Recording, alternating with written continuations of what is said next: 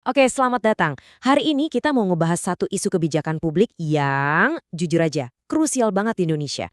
Kita akan melihat sebuah paradoks. Gimana sebuah sistem digital canggih seperti BPJS Kesehatan yang tujuannya untuk efisiensi, malah berisiko mengeluarkan orang-orang yang paling butuh dari jaring pengaman sosial. Yuk kita bedah bareng-barang soal tantangan digitalisasi BPJS ini. Oke, jadi pembahasan kita bakal dibagi jadi 4 bagian besar ya. Pertama, kita lihat dulu apa sih paradoks digitalisasi ini. Kedua, kita bakal selami lebih dalam soal data dan algoritma yang katanya jadi biang keroknya. Ketiga, kita analisis siapa yang paling kena dampaknya. Dan yang terakhir, paling penting, apa yang bisa kita lakukan sebagai warga. Baik, kita masuk ke bagian pertama. Ini dia inti masalahnya. Ada benturan antara niat baik untuk bikin sistem yang efisien lewat digitalisasi dengan kenyataan di lapangan yang ternyata bisa bikin orang terlempar dari sistem. Nah, ini pertanyaan utamanya yang mau kita jawab bareng-bareng.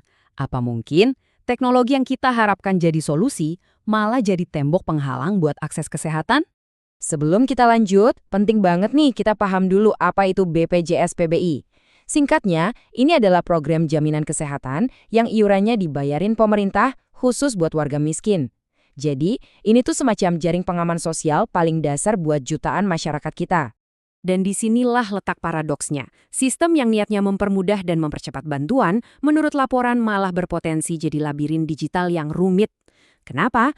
Karena ada isu soal kesalahan data dan cara kerja algoritma yang akhirnya membuat warga rentan malah nggak terlindungi pas lagi butuh-butuhnya.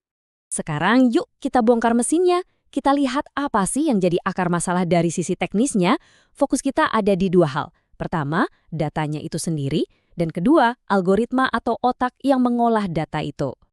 Jadi, semua program bantuan sosial di Indonesia, termasuk BPJS PBI ini, bergantung pada satu sumber data raksasa yang namanya DTKS, atau Data Terpadu Kesejahteraan Sosial. Bisa dibilang, nasib kepesertaan seseorang itu sangat bergantung pada seberapa akurat data mereka di dalam DTKS ini. Masalah mendasar yang pertama itu kabarnya ada di cara sistem ini membaca kemiskinan. Coba deh lihat perbandingannya. Seharusnya kan yang diukur itu hal-hal substantif kayak pendapatan, berapa banyak tanggungan keluarga, atau status pekerjaan. Tapi di lapangan ada dugaan kalau sistem ini malah lebih sering melihat indikator fisik yang dangkal kayak jenis lantai atau dinding rumah. Ini kan bisa jadi nggak akurat banget. Masalah kedua ada di algoritmanya. Analisis dari sumber menunjukkan kalau algoritma yang dipakai itu terlalu kaku.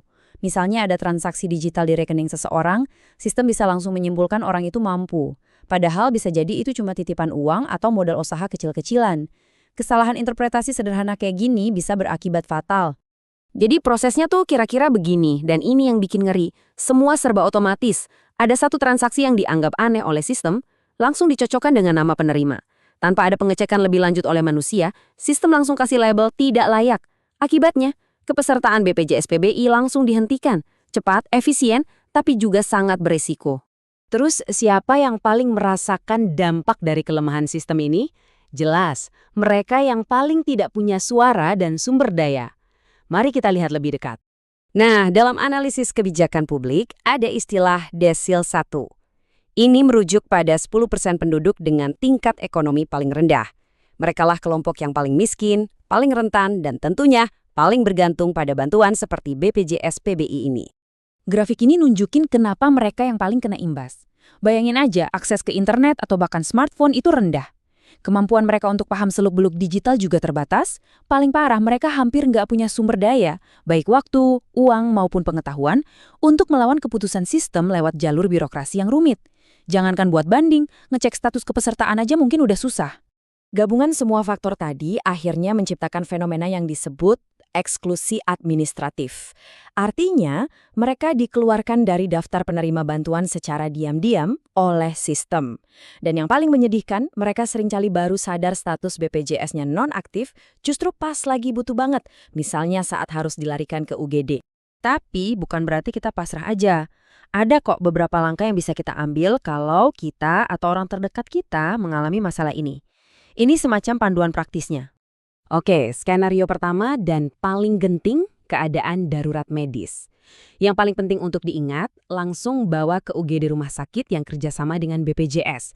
Mereka tidak boleh menolak pasien gawat darurat.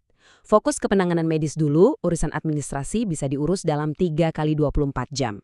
Nanti di rumah sakit cari petugas PIPP, mereka yang akan bantu mengarahkan prosesnya ke dinas sosial. Masalah umum lainnya adalah NIK yang nggak sinkron.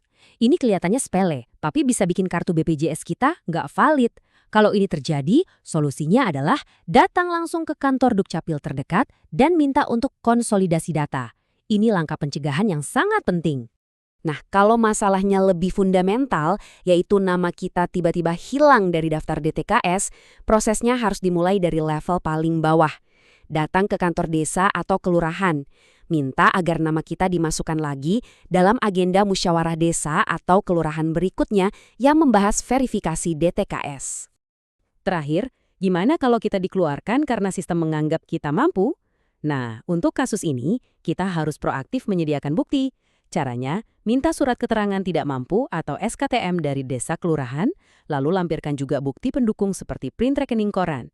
Bawa semua dokumen ini ke dinas sosial untuk mengajukan banding. Kutipan ini benar-benar ngerangkum inti masalahnya. Ya, tujuan kita semua adalah sistem yang efisien. Tapi, tantangan terbesarnya adalah gimana caranya efisiensi itu nggak malah mengorbankan hak dasar warga negara untuk dapat layanan kesehatan apapun jejak digital mereka. Nah, ini jadi bahan renungan buat kita semua. Kedepannya, layanan publik pasti akan makin otomatis. Pertanyaannya adalah, gimana caranya kita bisa memprogram empati ke dalam sistem-sistem itu? Gimana caranya kita memastikan teknologi tetap jadi alat bantu, bukan hakim yang dingin, dan jaring pengaman itu benar-benar ada untuk semua. Terima kasih sudah menyimak.